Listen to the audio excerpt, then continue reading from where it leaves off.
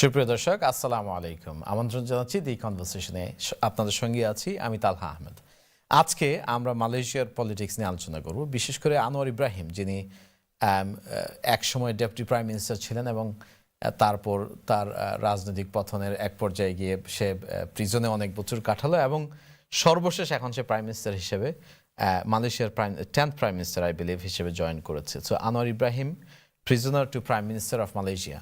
আজকে তার এই বিষয় নিয়ে আলোচনা করার জন্য তিনজন অত্যন্ত মূল্যবান অতিথি আমাদের সঙ্গে যোগ দিয়েছেন। আমরা কিছুক্ষণের মধ্যেই তাদের সঙ্গে আপনাদেরকে পরিচয় করিয়ে দিচ্ছি। তার পূর্বে স্মরণ করিয়ে দিতে চাই যে প্রোগ্রামটি আপনাদের জন্য। আপনাদের এই বিষয়ে কোনো মন্তব্য কিংবা প্রশ্ন থাকলে নিঃসংকোচে করতে পারেন। আমরা চেষ্টা করব সুযোগ হলে কিছু প্রশ্ন নেয়ার। আপনারা যারা প্রোগ্রামটি সরাসরি টিভির সামনে বসে দেখতে পারছেন না বা এই মুহূর্তে যে কোনো কারণে দেখতে পারছেন না, আমাদের ফেসবুক পেজ অথবা ইউটিউব চ্যানেলে গিয়ে এখন কিংবা অন্য যে কোনো সময় আপনারা প্রোগ্রামটি দেখতে পারবেন। আর তার জন্য যেতে হবে TV1 UK ফেসবুক পেজ অথবা ইউটিউব চ্যানেলে গিয়ে আপনারা প্রোগ্রামটি দেখতে পাবেন। আসুন আমার অতিথিদের সঙ্গে পরিচয় করিয়ে দিই।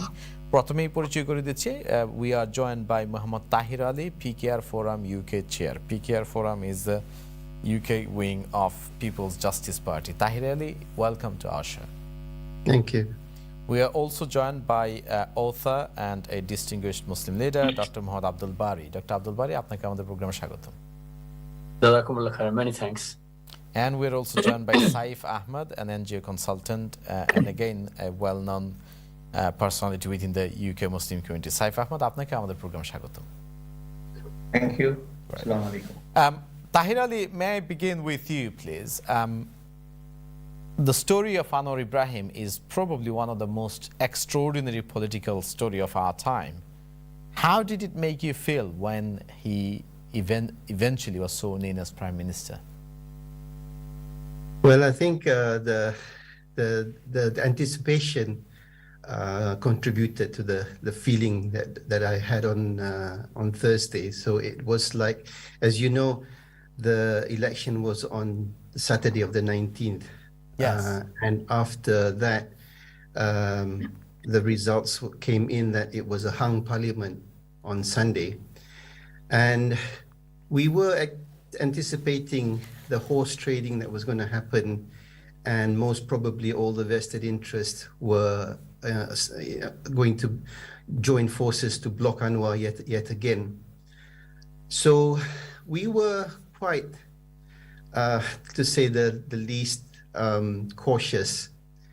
Although we won the most number of seats as a coalition with 82 seats, we still knew that if the second largest bloc, the Perikatan Nasional, with their 72, could get into bed with the other coalitions, then it'll be difficult for us. But I think the king. And then we'll come to the specific details of the intricacies of parliamentary hung parliaments makeup and so on. But the fact, whatever the politics and so forth, what is undeniable is that this is an extraordinary moment in Malaysian politics. A man who, for many years, were tipped to be prime minister and were not, and eventually he makes it. As somebody who belongs to his movement, it must have made you immensely proud, a sense of history almost. Yeah, I was leading up to the fact that how that anticipation on that Thursday when he actually took the oath, I was crying. I didn't know and I didn't expect that emotion. And throughout the day, thinking about it, hearing, of course, we were like glued to the TV, and every time he was speaking, even, I was just about to do my prayers, and even during the prayers as well, I was crying, and I'm thinking, why am I so emotional? And I think it's like maybe because we were with him not as just political activists, but also like we went through some of the trials that he underwent. Of course, it was nothing like what he went through. He was beaten up you didn't experience what he has experienced. We never experienced, of course, never. But we went down to the streets. We were shot at, with tear gas. We were chased by the Federal Reserve units of the police, specialized police. So we only faced maybe 10% maximum of what he faced. But I think it was that emotion that was pent up. Of course, you know, we campaigned for many years. Me, myself, being in the UK for many years, we did whatever we could from overseas, even like making sure overseas votes were sent in on time and so on. So it was, first of all, the feeling was of immense emotional outpouring, which immense emotional outpouring. That's the right moment to move to another guest. Dr. Abdul Bari, if I'm not mistaken, you've met him. I think you've known him for some years. And ANWAR carries huge amount of expectation, not just of Malaysians, but from ordinary citizens around the world, especially Muslim citizens. What does, I mean, looking from being a third person, as in somebody not connected to Malaysian politics and so on, how did you see this moment when he was eventually sworn in? I think it's a mind-boggling comeback in the political world from the wilderness, and his life has seen ups and downs. But since my student life, I was a student activist. I heard about him. He was prominent global Muslim youth leader and a charismatic one, and met him a number of times. Followed Malaysian politics, and the way he left the political scene was also his tarnished Malaysian politics. And I'm not going into details of this. I have my own opinions on this. And then he was jailed twice. Then he fought and come back. His family, his wife and daughter have been instrumental. And during this time, the last few years, Malaysian politics has seen very, in my opinion, very dark side. It's my opinion. Someone called Professor Kamal Hassan, he was director of IIUM. He wrote a book on Malay politics. It's called Corruption and Hypocrisy in Malay Muslim Politics, the Urgency of Moral Ethical Transformation. So this is the book that he wrote, and I read it because Malaysia is very important for us. Because Malaysia was the first Muslim-dominated country, or country run by Muslims, which was economically doing very well. And people from across... It's a success story of the post-colonial nation-state era. Yeah, post-colonial nation-state era. And there are Mahathir and Anwar. These two people were seen as the future transformative leaders that will bring transformation even in the other countries. But at the end of the day, Malaysia itself fell flat. Yeah. And there are horse trading and political misadventure, and that was very shocking for us. And sometimes I wanted that I switch off from Malay politics. Then when I suddenly heard that he has been sworn in, or he has been sworn in, I thought, wow, that is wonderful. And I think huge challenge remains. Yes, I mean, we'll come to some of these challenges in a minute. We'll discuss, inshallah. Yeah, we'll come to the challenges in a minute, because undoubtedly, even his rise at this moment has not been a smooth one, and there is no certainty. In fact, there is every likelihood that his premiership may well be very short-lived. But before we go to that, Saif Ahmed, if I'm not mistaken, I think you have also known him, known Anwar Ibrahim. You have visited Malaysia. I would want to hear the same questions to you. How did you feel when you found out that he was sworn in as Prime Minister? Bismillahirrahmanirrahim. I've been following the Malaysian election very closely as it was unfolding in front of us all. But taking it a bit background, because I have had the opportunity to get to know Anwar Ibrahim much earlier than that. Back in 1978, I was involved in the Bangladesh in the National Youth Council, Jatiyo Jubo Samstha, one of the executive committee member. when he came and traveled in Bangladesh, there was a big Muslim youth conference. And the way he addressed President Ziaur Rahman, that people always talk about Your Excellency, High Excellency, etc. He said, "My dear brother Ziaur Rahman," and it was really appreciated by all audience. Over 1,000 people were gathered in that conference. But you see, if you look at the emergence of Anwar Ibrahim in South Asian politics, they took a soft initiative in terms of whether the girls in the school should wear headscarf or not. So that was in the early 70s movement when Angkatan Belia Islam Malaysia, ABIM, was formed, and he was the founder of it.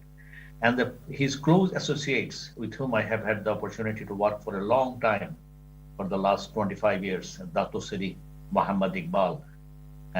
And these are the brothers who, Siddiq Fadil, Dato Seri Muhammad Iqbal, Noor Manuti, Ahmed Ajam, with whom I have had very close collaboration with them. And I fortunately met the whole philosophical underpinning of Anwar Ibrahim and his team. This is the first time a pragmatic approach, contextualized Islamic vision of the world, that Islam came to guide the whole mankind, not for one Malaysian state, and equal opportunity for all race. That sort of egalitarian views I have never seen in any Muslim movement. Either they are very much become orthodox, very much literal, but here I found a great attraction in Malaysian Anwar Ibrahim and his team's overall pursuit. And when the Reformasi movement took place and the torture that Anwar Ibrahim went through by Bukit Aman, unfortunately I have to use the word, infamous police brutality that went through, and our brothers who suffered after that. But Alhamdulillah, they never left the battlefield. They continued. I mean, I remember in my days when I was in the FOSIS treasurer back in 1983-84. At that time, FOSIS in the United Kingdom, Federation of Student Islamic Societies, was dominated by Malaysian students coming from past background. But at that same time, in the university campuses, there were ABIM activists there. But I persuaded them that open the door for the ABIM brothers, because at that time, very sectarian, not sectarian, a bit narrow-minded brothers were dominating the UK Malaysian politics. But later on, Alhamdulillah, by the grace of Allah, when Anwar Ibrahim entered into the cabinet, our students coming up, and there are many ABIM followers coming up. The ABIM is and the Anwar Ibrahim are integral part. Anwar carries the same vision of a moderate, pragmatic Islam, while everyone can get a space, not for only the Muslims. I mean, you've brought this, I was going to come to that a little later, but this point about Anwar's politics and what drives him, in one of his interviews, I think 4 years ago, the BBC journalist asked him about his rootedness in political Islam and how that might affect. And what was really interesting is that there wasn't an attempt to disassociate or distance. Rather, he embraced that question, says, look, I'm Muslim and I'm deeply inspired by my faith and my book, but I recognize that Malaysia belongs to all Malaysians, which includes Muslims, Hindus, and Buddhists and others. So you think that he's going to bring a different approach to politics? I believe that Anwar Ibrahim's whole philosophy is for all Malaysians. I mean, I would suggest that if you Google the ABIM outreach program called Orang Asli. Orang Asli is the Aborigines in Malaysia. And they have a long history of the developmental program, education program, water sanitation program. I had the first opportunity in 1995 to visit various ABIM program, outreach program to the indigenous Aborigines. Even the Australians left their Aborigines to rot. But here in ABIM and Anwar's political students were going and actively participating in educating them, providing water sanitation and humanitarian activities, not propagating of Islam, but many Orang Asli people became Muslim through that effort. And it is unprecedented. I mean, many things that Anwar and his followers were doing is unprecedented, not publicly known as such. But that, I mean, like at Taskiya, the small school, which is nursery schools, were set up by Anwar's followers to provide basic Islamic education in very many corners of the in Malaysia. Right. Thank you. Tahir Ali, let's look a little bit more about what it is about Anwar that appeals to people. What do you think, I mean, the party that has ruled Malaysia for almost its entire existence were crushed this time to, I think, third or fourth place. So what is it that people saw in Anwar because of which you think they have entrusted him with their mandate this time? First of all, I think you need to be cognizant of the fact that although his credentials as a pragmatic Muslim leader should attract all sections of our society, unfortunately, in this election, there was a preponderance of the Chinese votes towards Pakatan Harapan, the Coalition of Hope, with only like around 17, I think it is maximum 17% of Muslim votes that went to Anwar. So that's the first thing.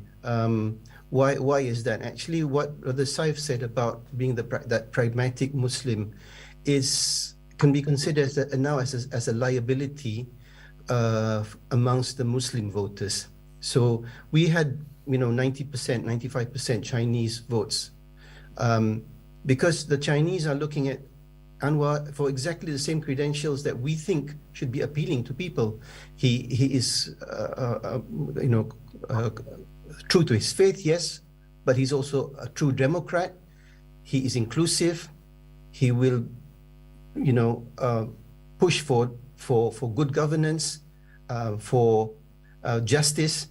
But these are also at the same time some of the values, it seems, that is creating insecurity amongst the Muslims, that now the non-Muslims are being given more attention at our expense.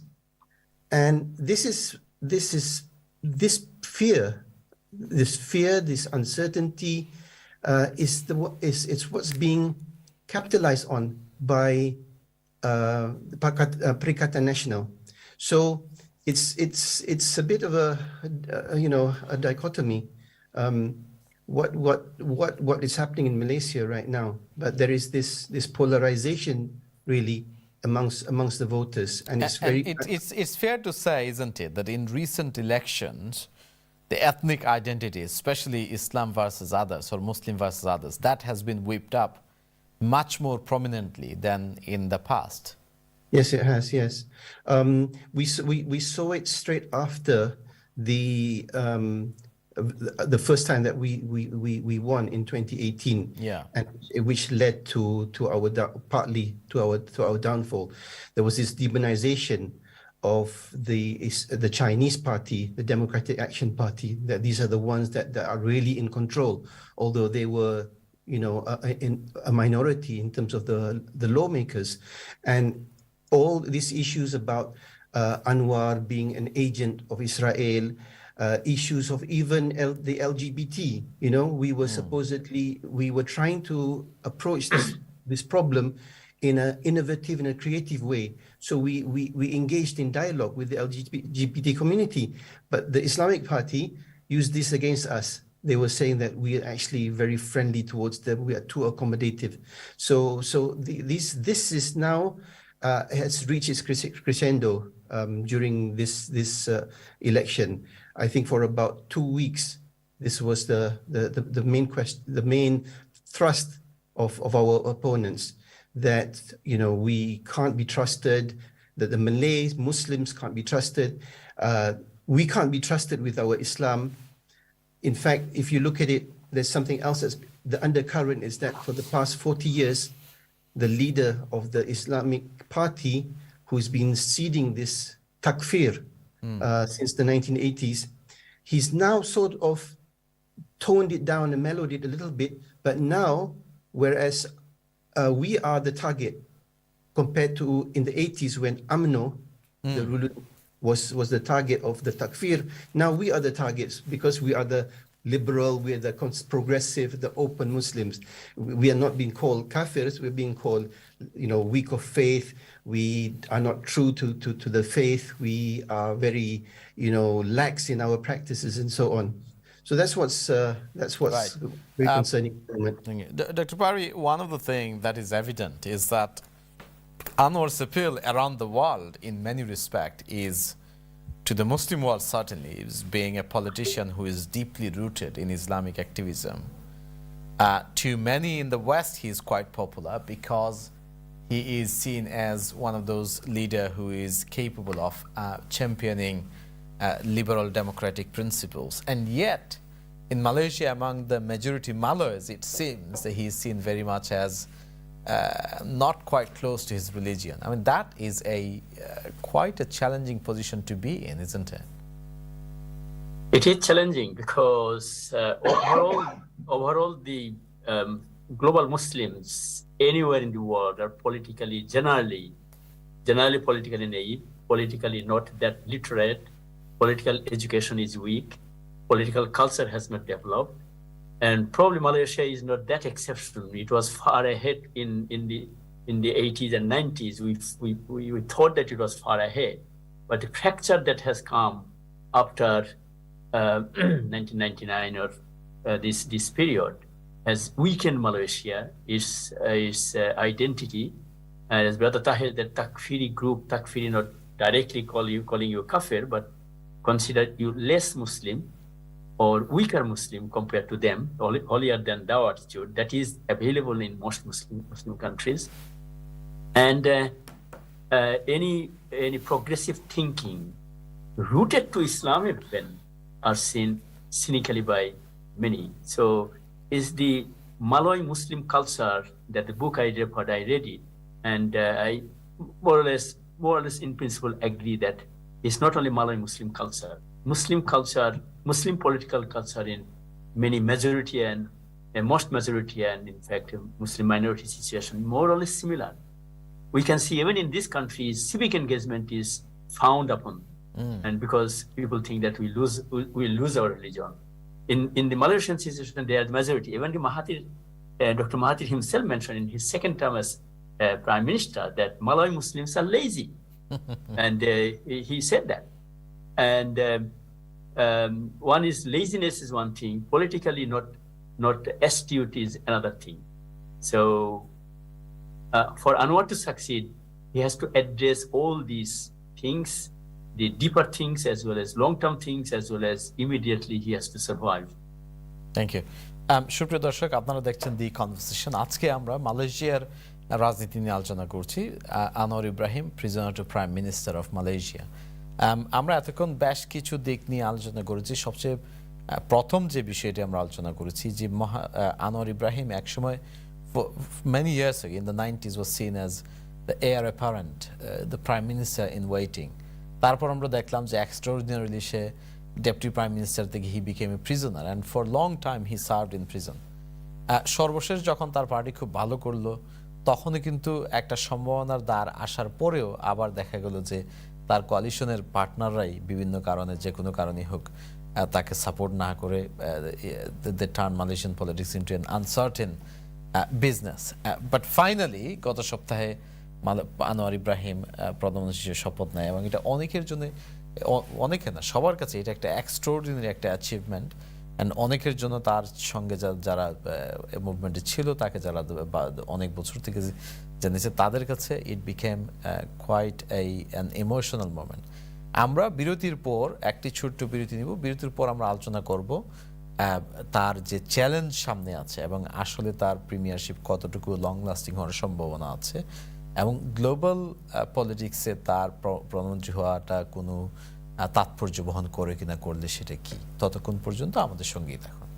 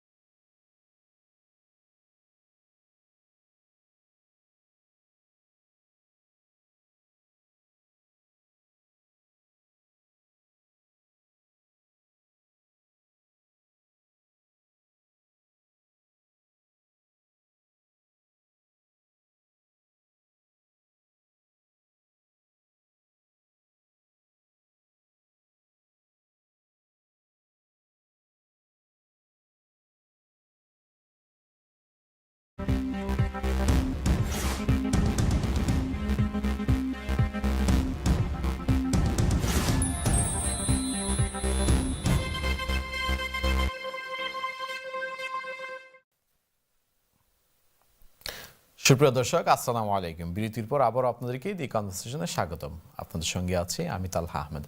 আজকে আমরা আলোচনা করছি Anwar Ibrahim, prisoner to prime minister of Malaysia. বিরতির পূর্বে আমরা তার বিজয়টাকে, তার প্রধানমন্ত্রী হওয়াটাকে কীভাবে দেখছি সেই বিষয় নিয়ে আলোচনা করেছি। এখন আমরা একটু ফোকাস করব যে তার প্রধানমন্ত্রী হওয়ার পিছনে কাদের হাত আছে এবং আগামী দিনগুলো কীরকম হতে পারে, তার প্রিমিয়ারশিপ কতদিন, is it going to be long lasting or is it going to be very short lived? Tahir Ali, can I come back to you? At the start, you mentioned that even on Thursday, when even before he was being sworn in, it wasn't obvious that he was going to be prime minister. It wasn't given. It wasn't on the platter because of the nature of the result and the lack of decisive majority of any party. You want to very briefly tell us about the situation now, as in what has gone behind to sworn him as prime minister, and what the challenge faces him now, immediate challenge. Yeah, so it seems that he was the first one to present an offer to the other coalitions, especially from the east of Malaysia, the states of Sarawak and Sabah. So these are regional parties, primarily regional parties. These are regional parties in their own coalitions. Yeah. Yes. So we are not privy to what was offered to them. Some speculation was that there would be a deputy prime minister from one of the East Malaysia coalitions. So and possibly it's the Perikatan Nasional didn't up the ante and wasn't able to up the ante, I suppose, without making their alienating their own voter base. So that's the coalition dominated by PAS, the Islamic Party, right? Yes. So as it is now, it's said that Pakatan Harapan, with its unity government, has maybe around 143 lawmakers on its side, which will give them the 2/3 majority. Of course, the issue is what will be given to them. Before we go to that, just a moment. So there are broadly three broad coalitions that are at play. One led by Anwar Ibrahim, which emerged as the largest group but fell short of the majority needed. That's right, yes. And then you've got the other coalition, which is the dominant party is the PAS, the religious party. And then you have got the other coalition, which is the UMNO, the party that's been governing for most part of Malaysia's history, right? So, but it's none of those that are part of a coalition with Anwar. It's the other smaller parties of. That's right. Okay, right. That's right. Yeah. So I just wanted to let you know the Perikatan Nasional, which PAS is involved. It's also involved with Bersatu, the party of Mahyudin. So right now. We think that Anwar has secured that 143. I said the problem will be with the cabinet formation and the sort of posts that are given. So this you say because obviously there are limited number of positions and a lot more people who are aspiring for this. And so what you're saying essentially is that once that government is formed, it might give rise to further cracks. Yes, and I think that's the reason, like as I mentioned to the other guest, that the cabinet announcement it's a bit taking a bit more time this time around. And as I said at the beginning as well, that the fact that right now or previous administration had over 70 ministers. Right.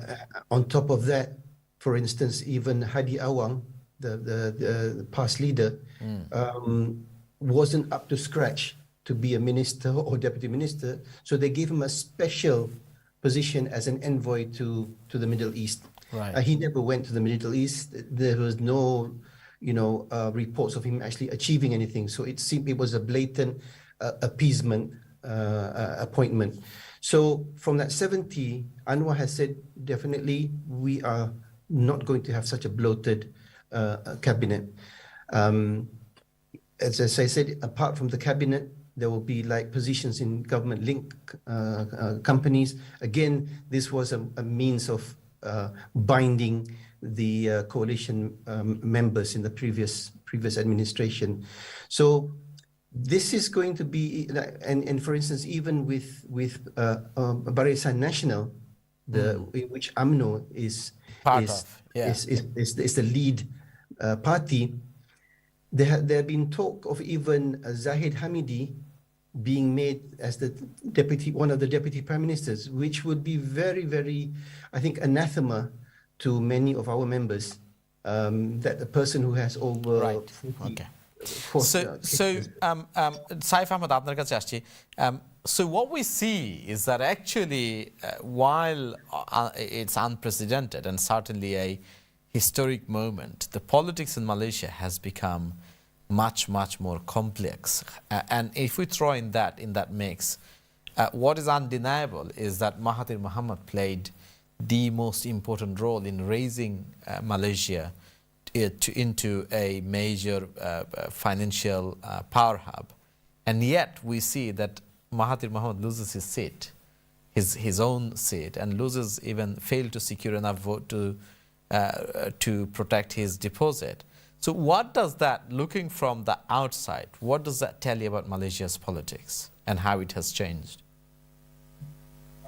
I think that Malaysian politics, Mahathir Mohamad's change of attitudes, first of all, when he felt threatened in late 90s and deposing Anwar Ibrahim from Deputy Prime Ministership and imprisoned him.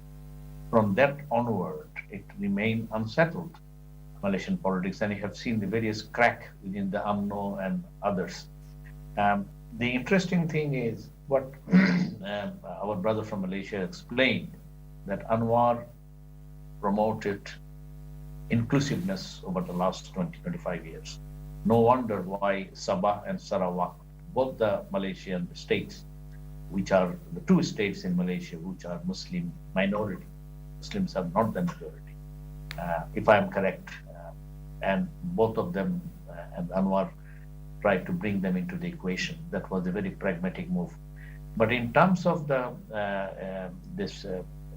recent Malaysian legislative changes, where the party hopping has been stopped recently. Otherwise, you would have, if that legislation hadn't been passed, you could have seen many people coming into Anwar's fold easily, but they cannot do it now. So it is to me, it feels that Anwar will have his majority and he will be able to win over those skeptics in the middle. And then his support base will be strengthened. And although you are fearing that cabinet position will bring in squabbles within the rank, and I believe Malaysian population has grown much more mature to be able to elect Anwar as the premier, and I'm confident that he will be able to rise through that. I have had the opportunity. My wife is the Secretary General of Global World Muslim Leadership Forum. She invited one Aziza, one Ismail in 2018 conference, Lambeth Palace, where she came in, and we had close discussion with her. And we can see the maturity that Malaysian politics has made those our Anwar Ibrahim and his party. I'm confident that they will win over the skeptics in the middle, and a cabinet will be formed much more. I think the cabinet size will be approximately 35 to 40. He cannot go back to 20 because he has to appease some of the new members. And I feel that if the Muslim community is broad enough, like the way Rasulullah Sallallahu Alaihi Wasallam made coalition, and Abu Sufyan and others went back with 700 camels and so after the booties, and the Muhajirin were sort of upset. The Prophet Sallallahu Alaihi Wasallam said, they are going back with the camels and goats, and you are going back with the Prophet of Allah. So if Malaysian Muslims are a bit patient and to win over the heart and soul of the non-Muslim population, who are hardly 32% now. It will be serving as an example of best practice from a Muslim majority nations extending their hand to the non-Muslim minorities. Dr. Bari, do you share the same optimism of Saif Ahmed? And the reason I ask you that question is because in one hand we see that Mahathir Mohamad, despite his enormous contribution in developing Malaysia, losing miserably in his long-held seat, we see that at a time when Anwar Ibrahim's party and coalition has seen unprecedented victory, his own daughter, who has been quite instrumental in developing the movement, his own movement, she's lost her seat. We see that despite Anwar having this huge appeal around the world as a politician with deep-rooted religious conviction and track record, failed to secure majority of the Malay Muslim, the traditionally ethnic Malays' support. So do you share that optimism that he is going to survive, or are you among the skeptics who thinks it's going to be hard and may well be quite short-lived? Realistically optimistic, personally, okay, partially I agree. On part of Anwar, I feel and I believe that he has been battle-hardened. He has suffered. He has aged. With grey hair, normally wisdom comes. He knows what mistakes he did or his party did. So I'm sure that he will be really, really reflective and introspective on not doing those mistakes. Yes, big people's small mistakes also hurt a country. Mahathir has been a very big personality. The way he handled difference with Anwar, I think that was the start of this problem. And global support, Anwar has been blessed with the global support, but global support is not going to help him stay in power. Probably many Muslims will definitely pray for him, but he has to be, as I said, because of his age, because of his sufferings, because of his experience, he has to be really, really politically behaving like a statesman, as sort of father figure now. He is 74, 75. And on that aspect, I am hopeful that he will try his best and also seek Allah's help from Allah subhanahu wa ta'ala. But on the political maturity of Malay Muslim community, I am more or less similarly skeptical or realistically hopeful, say, like any other Muslim country. Cautiously optimistic. Cautiously, okay. Cautiously optimistic. Let me change the direction a little bit. One of the things we have seen is that in public, Anwar playing the congratulatory call from Erdogan. It marks, it shows how significant his victory is beyond the borders of Malaysia. What do you think, from your perspective, him becoming premier will have at a global political stage? Is me? Yes. Okay. Now I think Muslim world is fractured, and wherever there is a bit of democracy, there are issues, and if some reason by divine intervention, Imran Khan can come in some way or other, I think that will be the start of hopefully a new beginning for the Muslim world. But that's the hope and dua. But whether that will happen, we don't know. But it is important that people like them, those who have vision for their own country and as well as being part of the global Muslim world, which has been suffering for so long and so much. It is time that some leaders come and Muslims in those countries or people in those countries just think twice that their future lies in the best leaders rather than corrupt and incompetent leaders. So far, we have seen so. Saif Ahmed, we did see when the previous coalition came to power, supported by Anwar, but led by the premiership of Mahathir Mohamad, it kind of prompted an attempt to create a new grouping, if you like, at global stage, led by Erdogan and Mahathir and Imran Khan. Although it didn't seem to have lasted for long, do you think we will see a similar kind of attempt, and will it succeed? I think the pragmatic Muslim community, or I saying that conscious Muslim world, is waiting for a long, long time. People like Erdogan, Anwar Ibrahim, the ruler of Qatar, these are the people who are, I hope, and I'm confident that at least their thinking and approach touches the heart of those individuals who are trying to see a new emergence Muslim, I wouldn't say power, Muslim visibility across the globe. And I believe there are the Muslim population, by and large, those who are conscious about Islam and others, are in favor of a moderate change across the globe. Because the clone creation that we have been doing, hundreds and thousands of madrasas, we are teaching like a parrot fashion Islam. I think the time for that has gone. We need to understand Islam within the context. We need to understand Islam within the climate change agenda, biodiversity, many, many issues which our ulemas are sleeping for a deep slumber.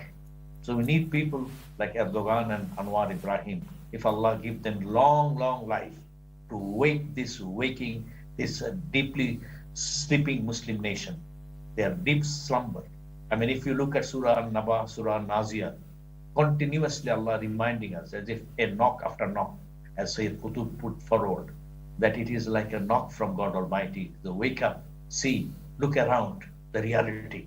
The Muslim society now needs to understand the reality within that context. And I think we need people who can think out of the boxes, like Anwar Ibrahim and Erdogan and perhaps Imran Khan. There are many, many potential leaders across the globe are waiting.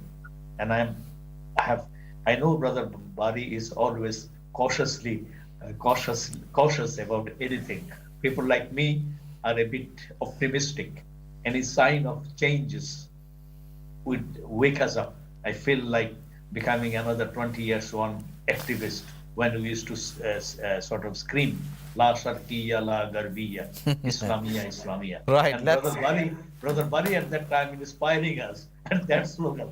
And now, when Bari become older, become very, very cautious and skeptic. Well, he is doing his job, isn't it? When you were in sleep, he awaked you, and now that you're too excited, he's trying to tame it a little bit to bring to reality. Tahir Ali, to you, how much the international politics plays, or the state of international politics plays, how much of influence does that have in Malaysian politics? And do you think that Anwar's relative strong position externally will give him advantage at home? I think the international politics has the positive side contribution and also a negative side. So the positive, of course, is like when he played the tape from, or the call from Erdogan. Many world leaders were quick to congratulate him, and I think this is an authentic and sincere hope for Malaysia from these leaders. For me, so for on one side, all the Muslim countries, I think they can see the slumber that Malaysia has been going on, especially since 2018 when we were toppled. There is some light now at the end of the tunnel, but at the same time, this closeness to when we are able to engage the West and in discussion, this is being used against us. Yesterday and today, the Hadi Awang is attacking Anwar as the agent of Israel. It's such a ludicrous accusation, and he's actually been called by he will be questioned by the police very soon. It seems like they are looking at all these congratulatory messages, even from Blinken, as a sign. See, Anwar is an agent of Israel. Anwar is an agent of America. So there's that positive and negative side. But how about, I mean, Malaysia's recent economic experience has not been positive. It's got significant economic challenges. Do you think Anwar might have relatively easy time to sort of address some of those issues? Because many of them are related to one's ability to influence and build relationships around the world. Yes. Well, of course, you know, the confidence now, I think hopefully it will translate into an inflow of FDI. I mean, the day that he was appointed, our stock market went up by 80 points. The Malaysian ringgit appreciated. So that might be very transitory, but I think that it's a sign that, you know, what the markets are expecting, and they are cautiously optimistic as well, I think, at the very least. So I think all those signs are there. I think the issue right now is how also to learn from some of the mistakes that we made in 2018. For instance, like, you know, maybe alienating the civil service, trying to get in the reforms too fast. So if we can get all of these right, I think, inshallah, we'll Thank you. be able to do something. Thank you. We are almost at the end of our program. Dr. Bari, one of the issues we see is Anwar is 75 now. By Western standards, most politicians would have been well into their retirement, let alone become heads of state. So there is, while he may be wiser and battle-hardened, but the age isn't on his side. So are we going to see him being able to deliver much? Is there a clear succession from where you see? Do you see one? I think he has got plenty of energy, and if two American presidents can do this in their late 70s, he can do this probably far better, because he has got his charisma as well as his commitment for his country, for Islam with him. So I don't think for him age, Allah knows best, for him age should not be a factor. And my hope and prayer will be that if he stabilizes the ship, so through some more or less economic progress, and politically address the political issue gradually, and once the nation feels secured in his hand, then hopefully a new era of Malaysia can start, inshallah. Tahir Ali, sorry, my apology. Again, same question for you. Do you see his age as an issue, and is there an obvious successor to him, or successors rather? We hope that the age isn't the issue in the at least the next couple of years, where he tries to install a blueprint for change.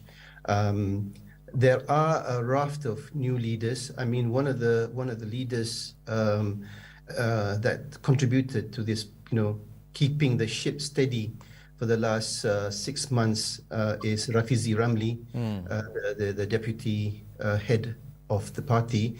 And there are many lawmakers who succeeded this time around, who are between the ages of 30 to 40. All of these could be groomed. Unfortunately, one of them, Mazli Malik, the previous education minister, he was targeted by Parti National to lose his seat. He did lose his seat, but we hope that he'll be made a senator and then also come back as the education minister. So we have a raft of people. It's just now for us to steady the ship and then groom these people right. up. So much to be optimistic about. Saif Ahmed, very briefly, in 30 seconds, if you may, please, and a note of optimism. What do you see? If Mahathir Mohamad can continue at the age of 97, 98, and I believe Allah will give my brother Anwar Ibrahim a long life. Abu Hurairah, who accepted Islam in his 60s and lived beyond 100. So Allah, thank you. On that note, we will, brother, inshallah, he will have a long life. On that optimistic note, we'll end. সুপ্রিয় দর্শক, আপনারা দেখছেন দি conversation. আজকে আমরা মালয়েশিয়ার রাজনীতি নিয়ে আলোচনা করেছি। Anwar Ibrahim, prisoner to prime minister. আমাদের প্রত্যাশা মালয়েশিয়া একটি উন্নত এবং সুন্দর একটা ফেয়ার রাষ্ট্র হিসেবে আবির্ভূত হবে এবং তাদের আগামী দিনগুলো আরো বেটার হবে গ্লোবাল স্টেজে দে উইল প্লে এই স্ট্রং রোল। আপনারা যে যে প্রান্ত থেকে আমাদের প্রোগ্রাম দেখেছেন আপনাদেরকে অসংখ্য ধন্যবাদ জানিয়ে my guests who has given up their valuable time. Thank you for your time and until next week, that's all we have time for.